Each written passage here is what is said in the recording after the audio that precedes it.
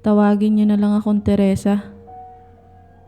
Tungkol to sa pagbisita ko minsan sa kaibigan kong nasa ospital. Hindi ko alam kung bakit ako kinakabahan habang papasok doon. Bibisitahin ko lang naman si Carla.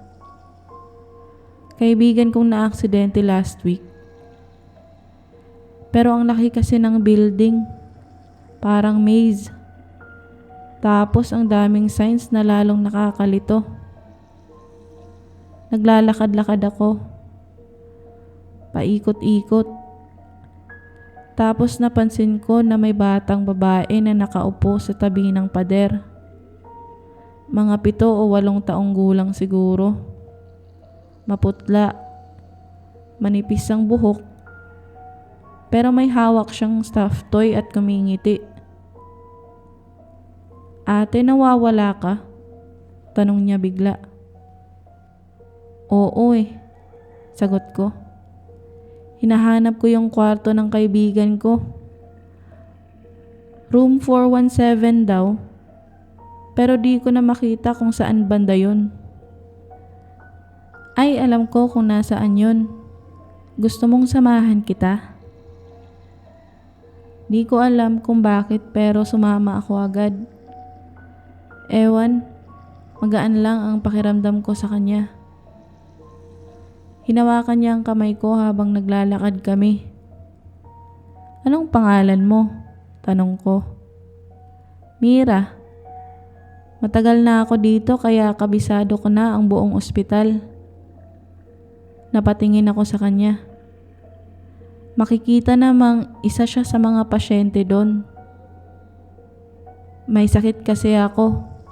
Pagpapatuloy niya sabay tingin sa koridor. Tahimik na lang ako pagkatapos. Ayoko magtanong masyado.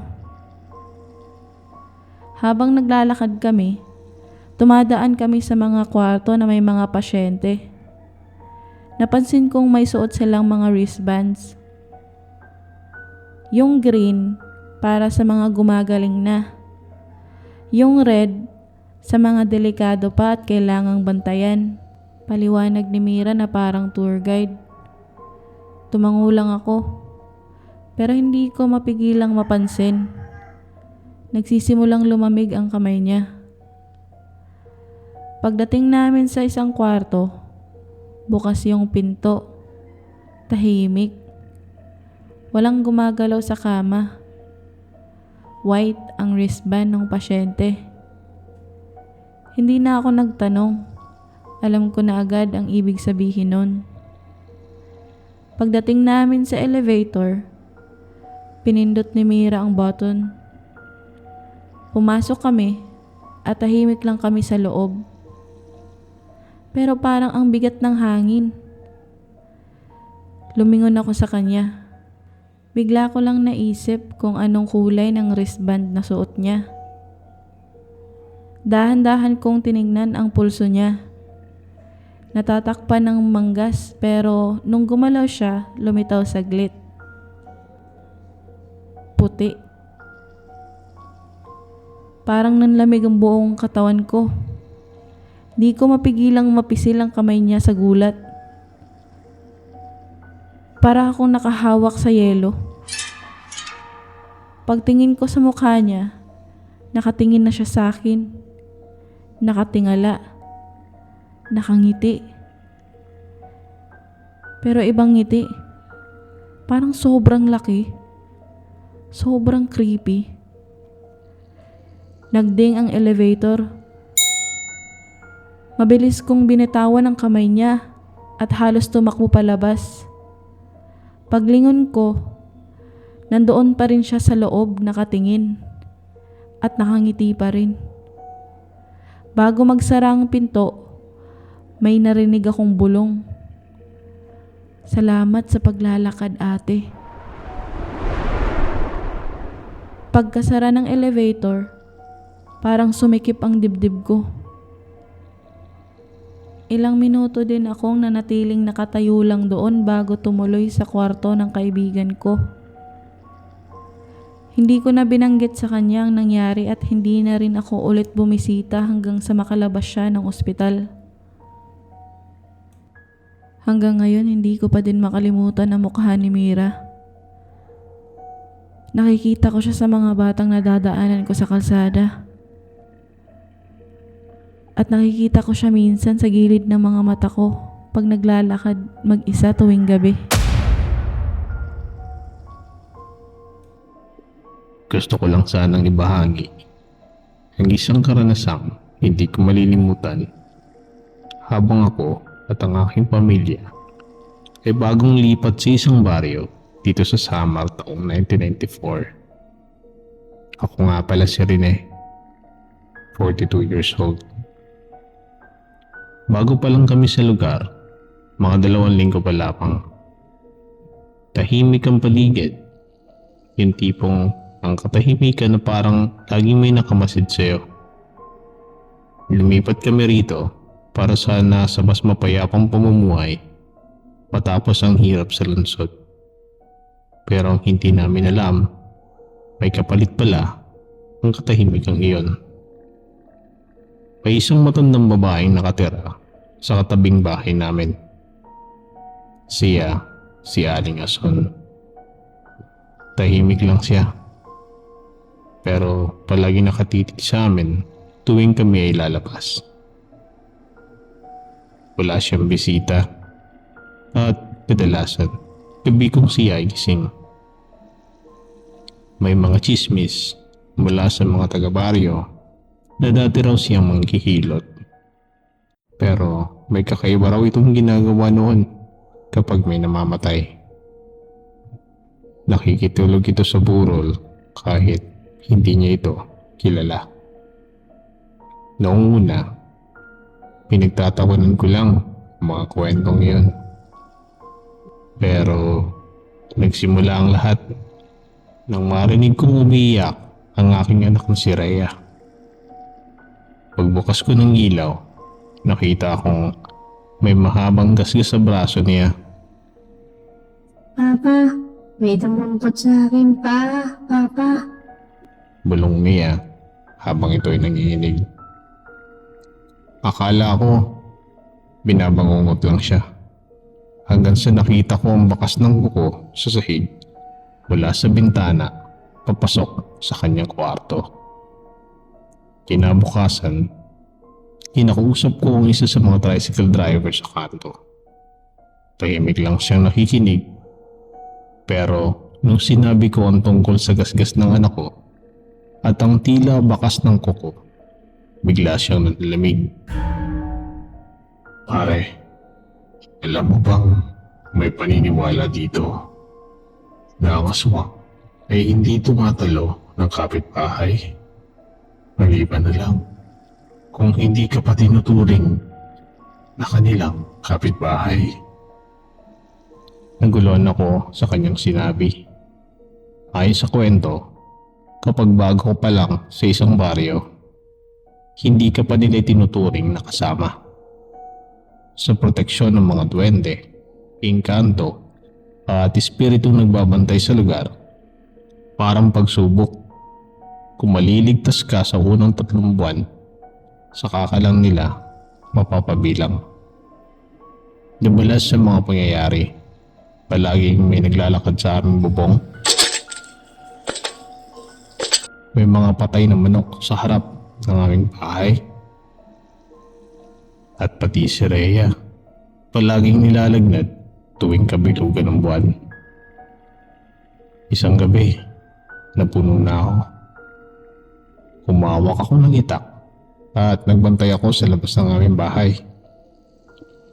3:00 yun ng madaling araw.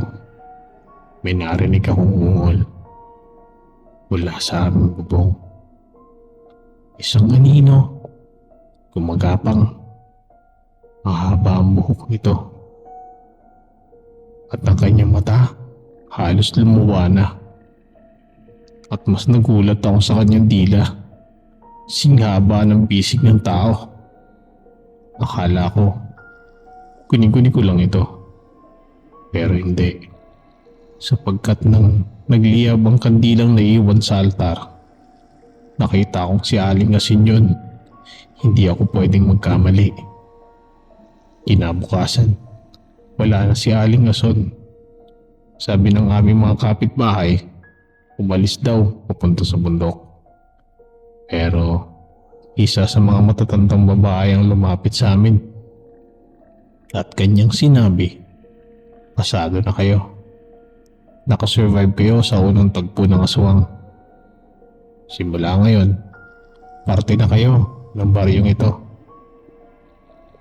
Hindi ko alam kung anong ibig sabihin niya doon. Pero mula noon, wala nang kalmot. Tahimik na muli ang aming bawat gabi. Hindi na nilalagnat ang aking anak. Isang linggo matapos mawala si Aling Asot, may batang lalaki mula sa kabilang purok ang biglang nilagnat ng 3 araw. At tuwing gabi, umiiyak siya at sinasabi may matandang babae raw na pumapasok sa kwarto niya at tinidilaan ang leeg niya. At hanggang ngayon, tuwing hating gabi, may naririnig akong tila tumatawa sa aming bubong. At para bang nagpapaalala na kahit nakaligtas kami, hindi pa rin tapos ang kapapalaghan na tila isang bangungot para sa aking pamilya.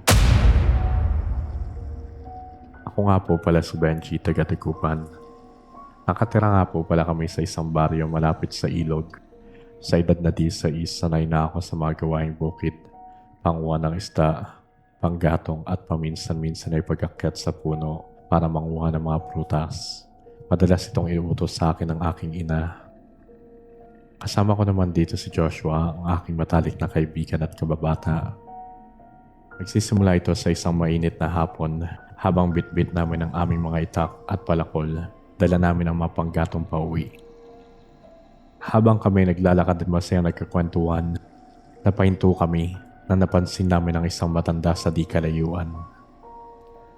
May dala-dala siyang malaking sako na tila sobrang bigat dahil nababakas ko sa kanyang mukha ang hirap sa pagbitbit nito. Agad ko naman sinabihan si Joshua na lapitan ang matanda para tulungan ito. Hindi naman nagdalawang isip ito na samahan ako. Nang kami ay makalapit, nakita ko naman na hinang-hina ito at agad ko naman itong inalalayan. Si Joshua naman ay agad na humingi ng permiso sa matanda para bitbitin ang dala-dala niyang sako. Lumingon ng lalaki sa akin at masayang ngumiti at sinabi nito sa amin na, Salamat mga anak ko. tinanong ko naman ang matanda kung saan ito pupunta. Itinuro lang ng matanda ang daanan at sinabi nito doon paparoon. At dito ay nagsimula na nga kaming maglakad. Habang naglalakad kami, napansin ko ang kasuotan nito na tila magara. Kani-kanina ay hindi ko naman napansin ang pananamit nito. Parang nakamaong ito na tila bago, miski ang damit nito ay sobrang puti.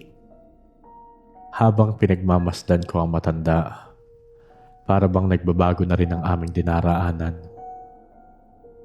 Ang kani-kanina lang ay masukal at malubak na daanan ay tila nagbago. Ito ay naging isang sementado. Sobrang nagulat kami ni Joshua nang may makita kami mga infrastruktura at nagtataas ang mga gusali. Hindi pa ako nakakita ng ganito dati ng harap-harapan dahil nakita ko lang dati ito sa mga telebisyon. Dahil madalas kami nakikinood ni Joshua sa aming kapitbahay na may TV, kaya meron na rin kaming ideya sa mga ito. Nagkatinginan kami ni Joshua at napasambit ito na, Tol, nasa na tayo? Wala namang ganitong lugar sa atin. Habang ako ay napatulala sa aking pinagmamastan, sumagot ako na, Pre, naliligaw na yata tayo. Nang aming tignan na matanda, nakangiti pa din ito. Itinuro niya isang lugar na amin naman tinignan ni Joshua. Sa aming paglingon, napanganga naman kaming dalawa. Ang aming nakikita ngayon ay tila isang palasyo na puro kristal. Ang mga tao ron ay iba-iba. May mga matulis ang tenga, matangos ang ilong, at sobrang gaganda at gwapo. At sa di kalayuan, ay may maliit na tao na kasing liit na bata pero mukhang matanda. At may mga taong balot na makapal na buhok ang buong katawan. Meron din mga nakakatakot. Sinulyapan ko si Joshua at mababakas sa kanyang mukha ang takot. Habang ako naman ay naguguluhan. Habang pinagmamasdan ko ang buong paligid, biglang may nagsalta sa aming gilid. Mga po, ito pala ang matanda. Huwag kayong lalayo sa akin at huwag kayong tatanggap ng kahit anong pagkain o bagay sa ibang tao. Agad naman kami tumungo ni Joshua. Nagpatuloy kami sa paglalakad ni Joshua.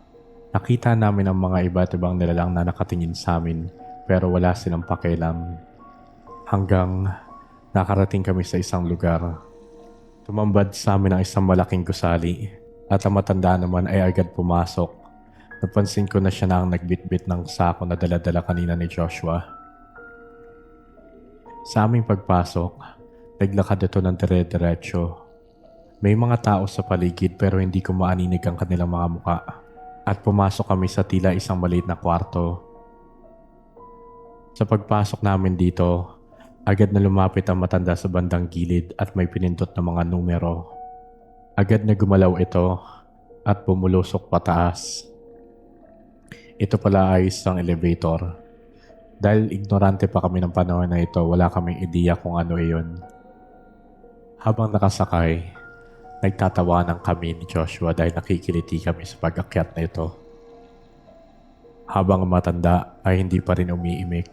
Nang uminto ang aming sinasakyan sa isang palapag, lumabas na ang matanda at niyaya na kami. Sa pagpasok namin sa isang silid na puro salamin, nakita ako ng isang matandang lalaki na nakasuot ng puting mahabang marangyang kasuotan. Ipinakilala sa amin na matanda ang lalaki sa aming harapan at ito pala ang kanyang nakababatang kapatid. Agad naman kami tinanong ng kanyang kapatid ukol sa aming mga ngalan. Tumugod naman si Joshua at nagpakilala agad. Sumunod naman ako. Pagkatapos, ang matanda naman na aming tinulungan na nagkwento. Kanyang inihayag sa kanyang kapatid kung paano namin siya tinulungan. At bigla itong naglakad ng dahan-dahan papunta sa amin. At sinabi nito, kayo ay may magandang kaluluwa. Pagkatapos nun, ang matandang lalaking aming tinulungan ay kinuha ang kanyang sako. At may inilabas na bilog na ginto. Ito ay 2. Sinabi nito ay tig-1 kami. Magagamit daw namin iyon. Tinignan ko naman ang binigay nito. At namangha ko dahil sobrang bigat nito. Parang isang bloke. Si Joshua rin ay hindi makapaniwala sa kanyang hawak-hawak. Ang matanda naman ay muling nagpasalamat sa amin. At ang kanyang kapatid ay lumapit sa amin at tinanong kami kung gusto naming manatili sa lugar na ito. Ibibigay nila ang lahat ng aming kailangan at ang aming hawak ay ipapadala na lang sa aming mga magulang. Bago pa ako makapagsalita ay nagsalita na si Joshua at sinabi na baka hinahanap na kami ng aming mga magulang dahil halos 1 oras na kami nawawala. Tumingin naman sa amin ang matanda at sinabi na, Sige, kung yan ang gusto nyo. pero bago pa kami matapos sa aming usapan, nagpakilala ang 2 matanda. Ang nakakabatang kapatid nito ay si Celso at ang amin namang matandang tinulungan ay si Balinog. Nagsalita si Balinog at tinawag ang isang lalaki na kinagulat ko dahil wala naman ito kanina. Ang lalaki naman ay agad kaming hinawakan sa aming mga braso at bigla kami nakaramdam ng malamig na simoy ng hangin. Napapikit ako. At sa pagdilat namin, laking gulat ko na sa tabing ilog na kami kung saan kami nangingisda. Hawak pa rin namin ang gintong bola na binigay sa amin ng matanda. Parang ang lahat ay isang panaginip. Naguguluhan man kami 2. Nagaya na si Joshua umuwi dahil kinakabahan na siya. Baka hinahanap na siya ng kanyang mga magulang dahil magdadalawang oras na rin kami nawawala. Pero habang naglalakad, hindi pa rin kami makapaniwala sa aming naranasan. Nang biglang sumagi sa aking isipan ang mga panggatong na inihabilin sa akin ng aking ina. Sinabi ko kay Joshua na patay tayo. Nakalimutan natin yung mga panggatong. Natawa naman si Joshua at nag-isip ng dahilan. Sinabi nito na Tol, okay lang yun. Sabihin lang natin, nabol tayo ng malaking ahas. Sa pag-uwi namin, sinalubong ako ng aking nanay at tatay. Sumisigaw ng aking pangalan. Baka sa aking mga magulang ang pag-aalala. Sinabi ng aking tatay na 5 araw na daw ako nawawala. Ang akin naman nanay ay niyakap ako na mahigpit. At sinabi ko na, 1 oras pa lang naman kami nawawala ni Joshua. Anong sinasabi niyo? Tumugon naman ang aking ama. At sinabi nito na hinalughog na namin ang buong kagubatan ng 5 araw. Ngunit di namin kayo natagpuan. At sa side naman nila Joshua ay ganun din ang kinahinatnan. Iniyakan siya ng kanyang ama't ina. Ngunit sobrang saya nito nang makauwi kami dalawa ng ligtas. Habang nag-iiyakan ng aking mga kapatid at mga magulang, ako naman ay masaya dahil hindi ko inakala na ganun pala sila mag-aalala sa akin. Ako naman ay nagpaliwanag at ikinuwento ang mga nangyari. Akala nila ay nagbibiro lang ako. At sa huli ay pinakita ko ang gintong bola na sinlaki ng aking kamao na pamulagat ang aking mamagulang. At sinabi ng aking ina na, "Anak, totoo ba to?" Opo nanay, ito po ang binigay sa amin ng matanda bilang gantimpala. Sa kabilang banda naman ay si Joshua ay pinakita rin sa kanyang mga magulang ang gintong bolang inibot sa kanya. Simula noon, tuluyan na nagbago ang buhay namin. Naipalit ito ng aming mga magulang sa pera. Nakabili kami ng bahay sa Pangasinan na mas malaki at maayos. Nakabili rin si tatay ng jeep at ginamit namin sa negosyo. Si nanay naman ay nagtayo ng maliit na grocery sa tapat ng aming bahay. Habang ang pamilya naman nila Joshua ay nagpagawa ng bahay sa Maynila at nagtayo ng prutasan.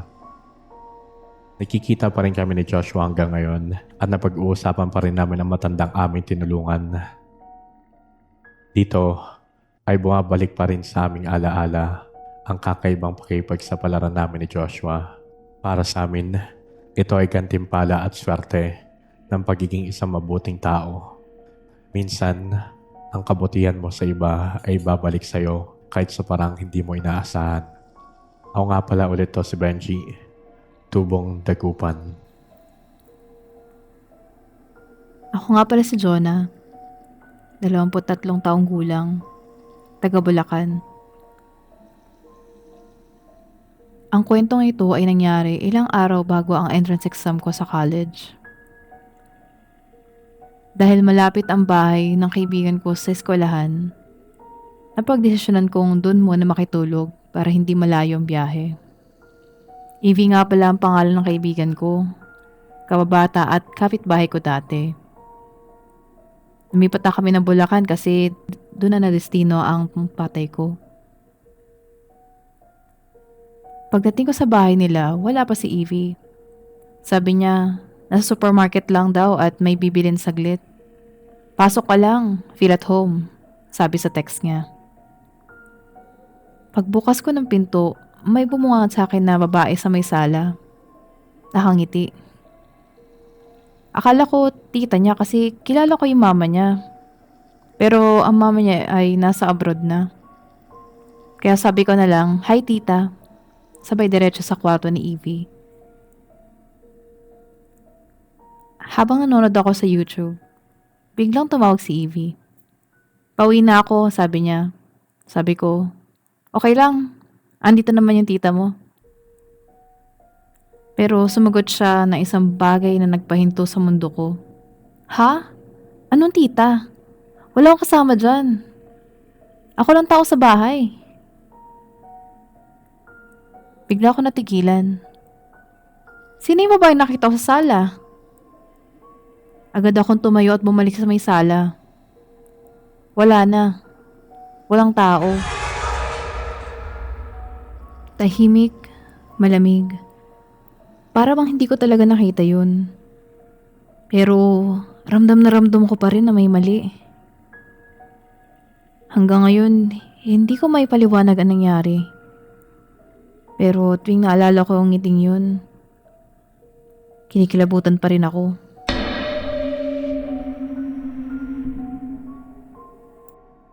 Ako nga pala si Jerwin, laking Santa Ana, Manila, 45 years old, may asawa at mga anak na rin. May bahay kami noon sa Santa Ana at meron din kaming bahay sa probinsya ng tatay ko sa Tarlac. 5 kami magkakapatid, ako ang pang-apat at nag-iisang lalaki. Puro babae ang mga kapatid ko, masasabi kong masaswerte sila nakapagtapos ng pag-aaral at nakapangasawa ng may kaya maganda ang buhay nila ngayon. Noong araw, masaya sa bahay namin sa Santa Ana. Kumpleto kami, masigla ang paligid, pero unti-unti nagkanya-kanya ng buhay ang mga kapatid ko nang tuluyan silang umalis. Si inay ay sa bunso ko ng kapatid tumira. Ako naman na naiwan tagapangalaga ng bahay sa Santa Ana. Ang bahay ng itay ko sa Tarlac, malaki, parang mansyon. May malawak na bakuran, sariwa ang hangin, maganda ang tanawin, pero halos walang kabahayan sa paligid. Kung meron man, sobrang layo ng pagitan. Kaya tuwing bakasyon lang kami nakakapunta roon. Hanggang sa dumating ang malungkot na araw na pumanaw na si Itay dahil sa atake sa puso. Noong ding panahong iyon, nagipit kami sa pera. Isa pa lang ang anak ko noon, maliit pa. At halos wala kaming makain. Wala akong ibang choice kundi ibenta ang bahay namin sa Santa Ana para may maipantawid kami sa pagkain at pambayad ng utang. Sa perang napagbilhan, nakabili ako ng isang owner-type jeep para may sasakyan kaming pamilya.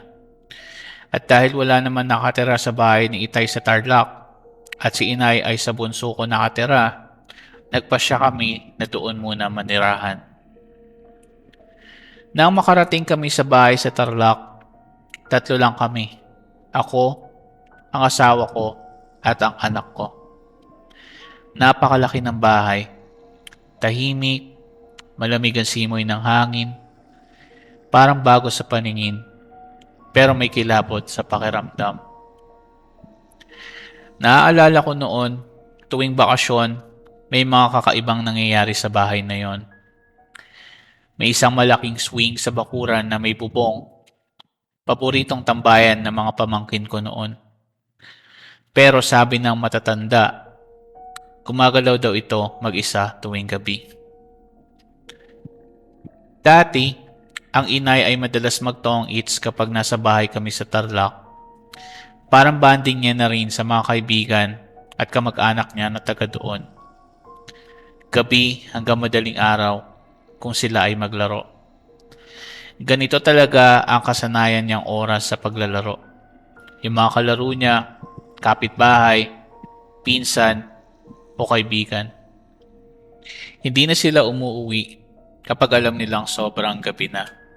Dahil din sa takot, walang halos kabahayan sa paligid, madilim at parang lagi may nakamasid sa dilim. Kahit marami kami sa bahay noon, hindi ko maalis ang kaba sa dibdib ko.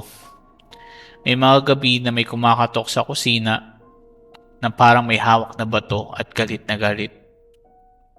Tapos may maririnig kang tila may nagbobomba ng poso. Kahit wala naman tao sa labas. Alam naming hindi normal yon, pero hindi lang namin pinapansin. Nagkukulong kami sa kwarto, nagdarasal na lang na matapos ang gabi. Ngunit ngayon ay 3 lang kami ng asawa at anak ko. Isang gabi, bandang 9:00, habang tulog ng anak namin, ay may narinig kaming kumakanta. Isang babae, napakaganda ng boses. Pero hindi Tagalog, hindi rin Ingles, ang wika. Parang luman-luma. Kasabay ng himig niya, naririnig din namin ang langit-ngit ng swing sa labas. Nagkatinginan kami ng asawa ko kasi sigurado kami na kinandado namin ang bakuran bago kami matulog. Lumabas kami sa sala para silipin sana ang bintana. Pero bago kami makalapit sa bintana, napasigaw ang asawa ko. Nakita ko siya, Jerwin. Tumago siya sa pader. Isang babaeng maputla, mahaba ang buhok, nakalutang. Dumaan mula sa labas papasok ng bahay na parang usok. Nagmadali kaming binuksan ang lahat ng ilaw. Nanginginig ako at halos maihisa, takot, pawis na pawis. Ang asawa ko, yakap-yakap ko na, pareho kaming walang masabi. Pagbukas ng ilaw, bigla na lang nawala ang babae. Hindi na kami nag-aksaya ng oras. Tumakbo kami sa kwarto ng anak namin. Ginising siya at nag-impake agad kahit 10 oras ng gabi. Hindi na kami naghintay ng umaga. Pinaharurot ko na ang owner jeep. Lumuwas kami agad pabalik sa Maynila. Sobrang takot, tumiretso muna kami sa kapatid ko sa Makati at doon natulog. Kinabukasan, ikinuwento ko sa kanya ang buong pangyayari. Simula noon, hindi na kami bumalik sa Tarlac. Wala na ring bahay sa Santa Ana dahil binenta ko na. Kaya hanggang ngayon kami ay nangungupahan na lang. At ang bahay sa Tarlac, naibenta na rin yon ng kapatid ng aking itay. Kung nagustuhan niyo ang kwento, huwag kalimutang i-like ang video, mag-subscribe sa aming channel, at i-click ang notification bell para sa mga susunod na kababalaghan.